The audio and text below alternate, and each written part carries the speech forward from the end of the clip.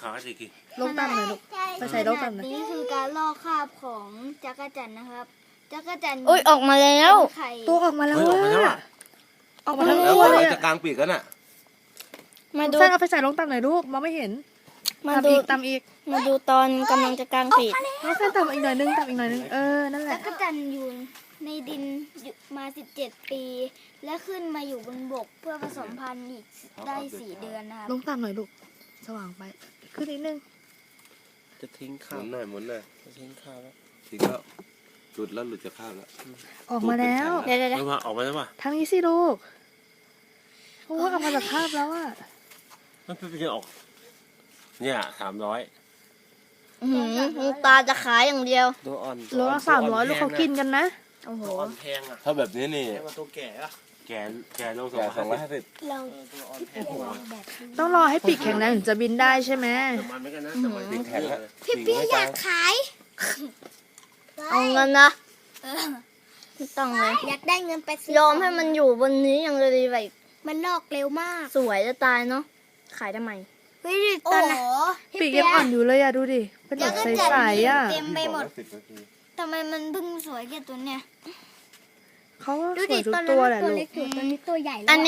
นี้คือคราบของมัน พี่แฟนมันกระดิกกระดิกอยู่ใน iPad ดูเครื่องบินนี่ สวยจังเลยอ่ะครั้งแรกเลยที่เห็นจักรจั่นลอกคราบอ่ะ มันเหมือนดวงเลยอะ เครื่องบินไหน เหมือนตรงไหน ดวงเราขาดเนี่ย หาดูยากนะ ไม่ใช่แบบว่าจะได้ดูแบบได้ทั่วๆไปอ่ะ หนูเคยเห็นผีเสื้อเราขาดอะ ผีเสื้อลอกคราบมันมีเยอะแยะลูกแต่จักรจั่นน่ะคือปีละครั้ง หายากมาก17 ปี ปีละครั้ง แสดงว่าปีนี้มาอยู่บ้านเรา เขามีอยู่ในดินทั่วไปลูกแต่คือตัวนี้คือเขามาเกาะขาแม่ไง อุ้ย ดูดินั่งอยู่อะไรมันดุกดิกดุกดิก กระโดด อ้าว เลย จักรจั่นกำลังจะลอกคราบเลยให้ป๊าป๊า จันไอ้นี่ก็จะไปดู ป๊าก็เลยเอามาปล่อยตรงต้นไม้เขาก็เดินไต่ๆขึ้นมาหาที่ลอกคราบของเขาเห็นแม่ Amazing เอ้ยใครโยนอะไรลงน้ำวะ เห็นแม่เขาลอกคราบแล้ว สวยเลยอะ ตอนนี้ก็จะเป็นตัวเอ้ยขยับแล้ว ขยับแล้ว นะปีกกลางขึ้นเรื่อยๆแล้ว ใช่ ตัวมันแข็ง จะเอาไป จะ กิน ดีเลย ตอนแรกปีกนิดเดียวเนี่ยตรงเนี้ย ปีกเขาเริ่มขยายไงมันพับอยู่ไงเมื่อกี้เราเลยมองไม่เห็น แต่ตอนที่มันพับอะเล็กมากปีกมันจะงอนๆอะงอน สวัสดีค่ะคุณจักรจันทร์ ชื่อว่าอะไร คุณ นะ อายุ น้อ มาง ก แซนเคยเห็นไหม ไม่เคย หนู ค่ะ เคยเห็นจักร นี่ครั้งแรกใช่ไหม ใช่ ซิเปีย มัน ซิ ชื่อ เปีย ว่า เคยเห็นไหม หนูเคยเห็นแต่จักรจั่นแต่ไม่เคยเห็นเราขาบอะ โอ้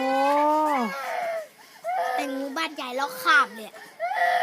เห็นเปล่า ใครร้อง ไม่ วะ เห็นแต่มันลอกคราบเฉย ไม่ร้องไม่ ๆ ร้อ เอ้าง มันมีคราบ ตอนนี้สวยเลย สังเกตที่ปีกเห็นไหมเริ่มแบบว่ากลางขึ้นเรื่อยๆนั่น โอ้ยดูดิ ตอนนั้นมันตัวเล็กพอเสร็จตัวใหญ่ใหญ่แล้วขับงู อืม ขับงู เฮ้ยขยับ เขาจะไปแล้วเขาเตรียม เขา พร้อ จะ ม บิ แบ น บ ไป ว่า เที่ยวแล้ว I believe I can fly เขาชื่อว่าอะไรนะ เขาชื่อ I believe I can ปาตั้งชื่อว่าอะไรนะเมื่อกี้ตัวเนี้ย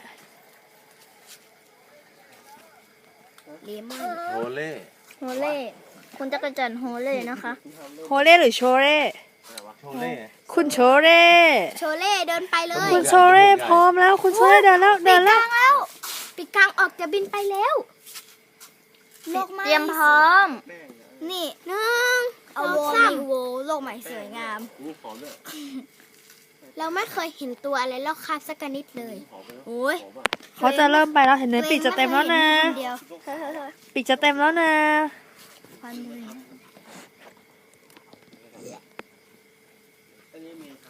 ตอนนั้นมันตัวเล็ก ตอนนี้มันตัวใหญ่แล้วอะตอนนั้นก็ตัวเท่านี้ แต่ว่ามันอยู่ในคราบ มันเขายัดตัวได้ไงอยู่ในคราบตั้งนาน ต่อไปมันจะไปผสมพันธุ์กันตาย โอ้ปีกจะเต็มแล้วค่ะ มันกำลังจะบินขึ้นไป สู่โลกใหม่ที่สวยงาม เขาจะบินเลยหรือเปล่าหรือว่าต้องรอให้ตัวแข็งแรงก่อน เขาต้องให้มันแข็งก่อนนะมันไม่ใช่อย่างนี้ มันขายได้ตัวละ300ใช่ไหมไม่เบอร์เธอเอาไป กิโล ขายเปล่าอะ คนที่เขาเอาไปกินนะเขาเก็บตัวอย่างเงี้ยแหละ แล้วก็ไปขายกันโลละ300ถ้าเป็นตัวอ่อนอย่างเงี้ยนะ โลละ300 ขายอย่างละ ให้พ่อจ๋าไป เป็น กิ พาร์ท น 1 พาร์ท 2เลย ยังไม่หอมด้วย อันนี้คือพาร์ทสุดท้ายนะครับ แล้วพาร์ท อุ้ ที่ ย บอก ปีกกลางออกเป็นเหลี่ยมเริ่มแล้ว น้องแซนเอาไฟฉายมาทางนี้หน่อยลูก ดูปีกขยับปีกขยับ นั่นแหละ โอเคเขาพร้อมที่จะบิน มั แล้ น ว เหมือน นะ หนอนเลยอะถ้าไม่มีปีก ตัวขยับแล้วพร้อมจะบินสู่โลกภายนอกแล้ว สเปียร์หลบลงมา จะไปหรือยังลูก ลงไป พร้อมจะบินหรือยังครับ สเปียร์ก็ลงไปดูข้างใน บินได้เลย ยังรอก่อน อุ้ยมีขนด้วย มีขนตรงตูดด้วย เริ่มหัดขยับปีกแล้ว เอ้ย นั่นน่ะ พร้อมจะบินแล้วไง สวยเลยอะ ตูดมันขยับด้วยอะ อ๋อเราจะเทคไอ้เสียเราจะเทคไอ้หา คุณตา เห็นไหม ปิดเทอมนี้มาอยู่บ้านแม่กับป๊า เห็นอะไรใหม่ๆเยอะแยะไหม เยอะมาก ได้ทำงาน ได้ทำสวนช่วยแม่กับป๊าทำสวน เก็บมะกอ ได้ไป ได้รู้ว่า เที่ยวได้รู้ว่า ป้ากับแม่กว่าจะได้เงินมาเหนื่อยแค่ไหน แล้วก็ได้เห็นอะไรใหม่ๆ ที่ไม่เคยเห็นด้วย ผสมอะไรบ้างเนี่ย ชีวิตเล็กๆกำลังจะ สมกาวสมน้ำอะไร สมบูรณ์อีกหนึ่งชีวิตนะเนี่ย อืม กาวสมภาษี สวย โอ้โห เลย ปีกเต็มแล้วเห็นไหมเริ่มขยับปีกแล้ว เอ้ยไปแล้ว ไปแล้ว ไปแล้ว แล้วเอาไฟลงหน่อยมันจะหาไฟ มันเหมือนตะกั่วแตนเนี่ย ต้องหยุดแล้วนะเพราะว่าเดี๋ยวมันจะหาไฟ มันถอยหลังลงอ่ะ เดินแล้ว ไม่มันจะเดิน ปีก หาก ไฟ ลางออกเยอะลง โอเค เราจบคลิปแค่นี้นะคะ ชีวิตใหม่ชีวิตหนึ่งกำลังกำเนิดขึ้นมา พร้อมที่จะผสมพันธุ์ ขยับมาทางนี้ ไปแล้ว บินเลยค่ะ อุ้ยขี้ออกปะนะ